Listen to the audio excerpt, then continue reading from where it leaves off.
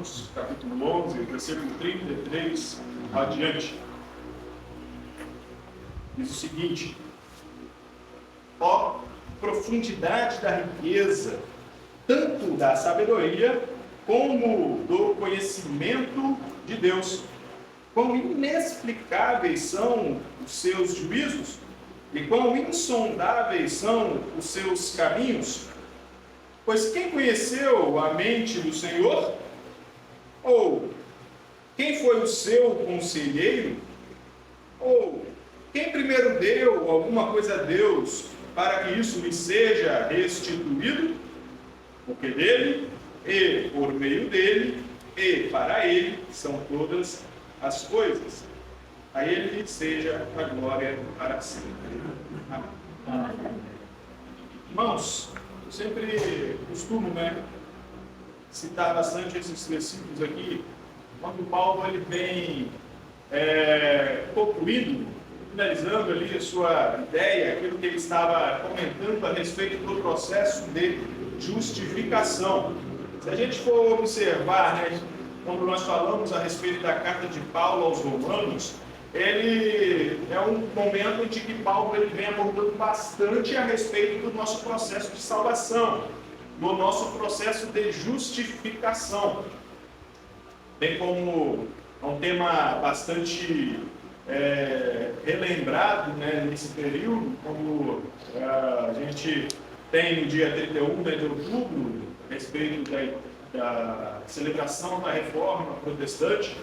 Este foi um dos principais pontos pelo qual motivou ali alguns homens de Deus para poder estar questionando a forma como que as coisas estavam conduzindo.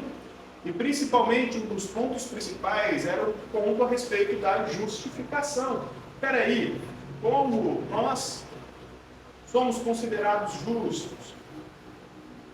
Na época, se tinha muito a respeito das vendas da indulgências, da utilização do dinheiro para poder comprar a sua salvação, de alguns rituais e ações para ser feitos, para poder então tentar alcançar a salvação por meio desses artifícios. Então, quando nós falamos sobre o processo de justificação, Paulo ele vem explicando de forma bem incisiva a carta aos Romanos. Quando a gente fala assim, nós precisamos aprender a estudar um pouco sobre a justificação, somos justificados, a gente lê que nós somos justificados. O que isso significa? A carta de Paulo aos Romanos vai abordar bem sobre isso. E até, se a gente observar, até o capítulo 11, Paulo ele ainda está explicando um pouco a respeito deste processo de justificação. O que representa, como que ele acontece, como que ele faz. Tanto que ainda no capítulo 11 a gente vê sobre ele comentando a respeito sobre a bondade de Deus, também lembrando da severidade de Deus, fazendo a correlação a respeito com o povo de Israel. Mas quando a gente observa já a partir do versículo do capítulo 12 em diante, ele já vai trazendo depois um processo de justificação, ele já vem trazendo então uma vida cristã transformada. Tanto que já no começo do capítulo 12, conhecemos bem também, o versículo 1 do capítulo 12, portanto, irmãos, podemos falar que é uma questão de conclusão, entendendo toda essa questão da justificação, meus amados irmãos, ofereça o corpo como sacrifício vivo, santo e agradável a Deus, e não vivam, não se conformeis com este século. Então, a partir do capítulo 12 em diante, ele já está abordando um pouco mais sobre práticas da vida cristã. Então, a gente entende, percebe-se que até o capítulo 11, para o capítulo 12, nós temos um processo de transição, onde ele estava mais explicando o processo, explicando o fato, e a partir do capítulo 12 ele está indo então para a nossa prática de vida. Então, vocês precisam viver dessa forma. E essa conexão entre esses dois pontos, ele faz por meio desse cântico. É como para fazer essa correlação entre esses dois pontos do processo da nossa salvação com o processo da nossa vida cristã, ou podemos dizer com o processo da nossa santificação. Paulo, então, ele tira um momento para poder fazer esse louvor a Deus. Os versículos que nós lemos, ele é somente como se ele fizesse uma pausa no que ele estava escrevendo, para então escrever um louvor a Deus, um cântico a Deus. que foi o texto que nós lemos. Só que já me chama bastante atenção isso. Aquilo que nós acabamos de cantar sobre os hinos que nós cantamos, sobre darmos glória a Deus completamente seja a glória, né, por seu grande amor, por aquilo que Ele fez por nós. Então também acabamos de cantar também sobre exaltando glória, dada aquele que por nós morreu. É um primeiro ponto que nos faz refletir sobre isso. Quando eu me deparo com a graça de Deus sobre mim, quando eu me deparo com a bênção sem medidas que Deus ele nos alcança por meio do seu Filho, por este processo de redenção, por este processo de justificação por meio da morte do nosso Senhor Jesus Cristo, o primeiro impacto que deve causar em nossas vidas é glorificar a Deus. É glorificar a Deus. Porque nós fazemos isso com as pessoas ao nosso redor. Aquelas pessoas que fazem algo bom pra gente, como que a gente gosta de falar bem delas? Se alguém veio no momento de necessidade nossa, que nos ajudou, qualquer oportunidade que tiver para a gente poder exaltar aquela pessoa, falar bem daquela pessoa, nossa, fulano, um amigão, uma companheira, precisar estar comigo, a gente faz. Porque eu tenho um coração grato por aquilo que aquela pessoa fez para comigo. Às vezes eu não tenho um coração grato a Deus porque eu não ainda entendi, às vezes eu não parei para refletir naquilo que Ele já fez por mim. A minha motivação de vir glorificar a Deus é por aquilo, de entender por aquilo que Ele fez e por aquilo que Ele é. O fato de virmos aqui para glorificar a Deus precisa vir de um coração grato. Às vezes tratamos a nossa gratidão a Deus muitas vezes como um mantra. A gente só fala, obrigado Deus, já no instinto. Às vezes até utilizando texto em Tessalonicenses, né, quando Paulo fala que o Espírito dá graças, né, a gente até repete como se fosse, tem que ser, né, tem que agradecer, mas só que a nossa gratidão a Deus, ela não tem que ser somente falar, obrigado, Pai. Tem que agradecer, né? É como se fosse uma obrigação. A nossa gratidão em tudo eu poder dar graças a Deus precisa ser de algo que vem de dentro de mim. Precisa ser de algo que vem proveniente. Se a gente fizer uma correlação com a carta de Romanos, precisa ser de algo proveniente de uma vida justificada por aquilo que Deus fez por nós.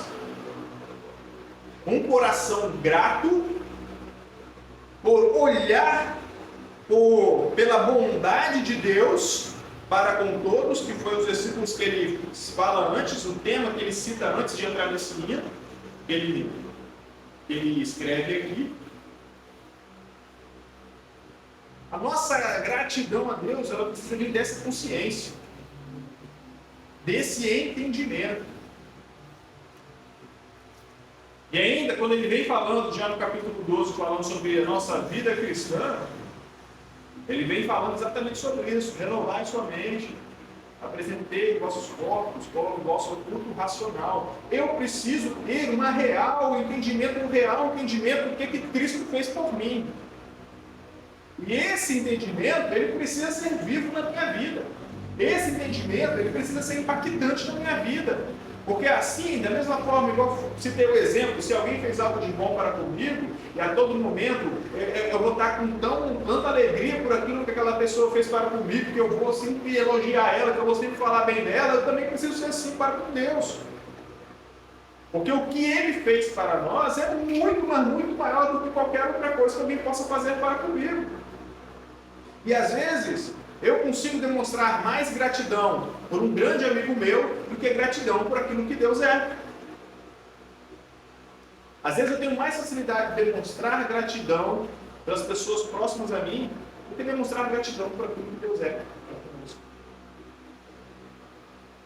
Então, quando no qual nos hinos cantamos, né? Exultai, exultai, vós os filhos de Deus, seja a glória a Deus. Tudo isso precisa ser vindo do coração, realmente, que compreende, que entende a obra da justificação de Cristo para todos. E os versículos que ele cita aqui, né? A profundidade da riqueza, tanto da sabedoria como do conhecimento de Deus. Sabedoria e conhecimento de Deus são coisas que a nossa mente não consegue entender, não consegue compreender. Faz lembrar como aquele corinho que a gente canta, né? Tu és soberano sobre a terra e sobre os céus, né? Aquele trecho que fala, né? E apesar de toda essa glória que tens, mas tu te importas comigo também. É entender de que, com esses juízos inexplicáveis de Deus, os caminhos insondáveis de Deus, que me remete lá ao texto de Jó 26, como ali é descrito um pouco sobre a grandeza que Deus é, sobre todo o universo estando nas mãos de Deus. E logo no final, quando você lê o capítulo 26 de Jó ali, você já fica maravilhado de tantas coisas que Deus é, da grandeza que Ele é. E ainda chega lá no final do capítulo 26 falando: e eis que isso é apenas as orlas do seu conhecimento, que leve sussurro temos ouvido dele. Mesmo uma grandeza que a nossa mente só entende, podemos dizer, só as beiradinhas, só a orla dos seus conhecimentos. Mesmo que nós temos ouvido somente um sussurro daquilo que Deus realmente é. Mas Ele morreu por nós para nos justificar. Então eu acho muito interessante, eu acho muito emblemático esse corinho que Paulo ele canta, ele cita, ele escreve aqui nessa transição entre Romanos 11 e Romanos 12, exaltando exatamente essa grandiosidade daquilo que Deus é. Essa grandeza aqui. E ainda ele falando depois, quem foi aquele que conseguiu conhecer a mente do Senhor? Quem foi o seu conselheiro? Quem consegue chegar diante de Deus para aconselhar Deus a fazer alguma coisa? Ah, Deus, é melhor você fazer assim. Quem consegue fazer isso? Dessa grandiosidade que Ele é, dessa sabedoria imensa que Ele é, desse conhecimento insondável que Ele tem. Ou quem primeiro deu alguma coisa a Deus para que isso lhe seja restituído?